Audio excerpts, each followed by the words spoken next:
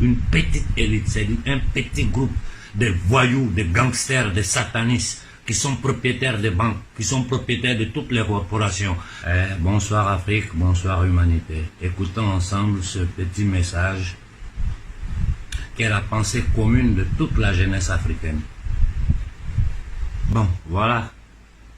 J'ai diffusé le message afin qu'il arrive au fin fond de l'Occident, afin que tous les citoyens occidentaux conscients du danger qui menace l'Afrique, de la misère que vivent les peuples africains, du danger qui menace toute l'humanité, se rendent compte que nous sommes arrivés à un point où ce n'est plus soutenable pour l'être humain, pour l'Africain, pour le Français, pour l'Anglais, pour l'Américain, pour l'être humain, n'importe où il se trouve sur cette terre.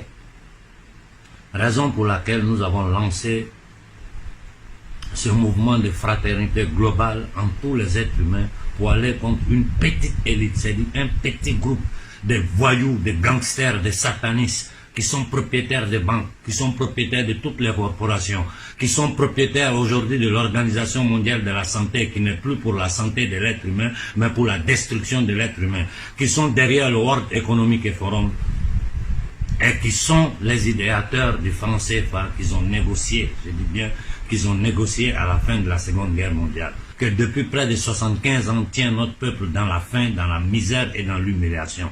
Et ce n'est pas, les conséquences du franc CFA ne sont pas seulement pour les pays qui l'utilisent, mais ces conséquences vont sur tous les autres pays africains. Je vous expliquerai le mécanisme dans une prochaine vidéo. Vous voyez mon silence ces derniers jours. Pour ceux qui me suivent, nous sommes en train de travailler sur un projet de fraternité globale, c'est-à-dire tous les peuples ensemble doivent se lever pour dire non à cette maudite petite élite-là. Aujourd'hui, nous savons qui ils sont. Je répète, nous savons qui ils sont, comment ils opèrent, quels sont les instruments qu'ils utilisent, les instruments de leur boîte à outils pour continuer à piller l'Afrique. Aujourd'hui, ce que la société française est en train de subir, nous qui sommes ici dans la diaspora, nous regardons, nous sommes dépassés. Aujourd'hui, on ne peut plus parler de démocratie en France. En Italie, on ne peut plus parler de démocratie. Quand le premier ministre italien, la paladine du franc CFA, celle qui se faisait passer pour celle qui défend les Africains sur le franc CFA, dit clairement à son peuple, je n'ai pas besoin de votre accord pour prendre mes décisions politiques. Nous sommes arrivés à un point de non-retour.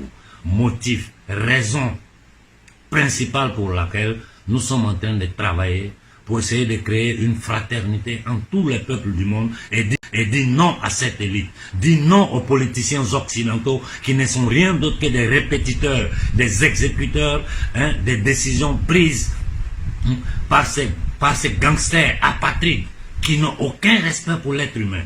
Raison pour laquelle, je vous répète une autre fois, quiconque se présentera devant vous pour tenter de vous inoculer, refusez de vous faire inoculer.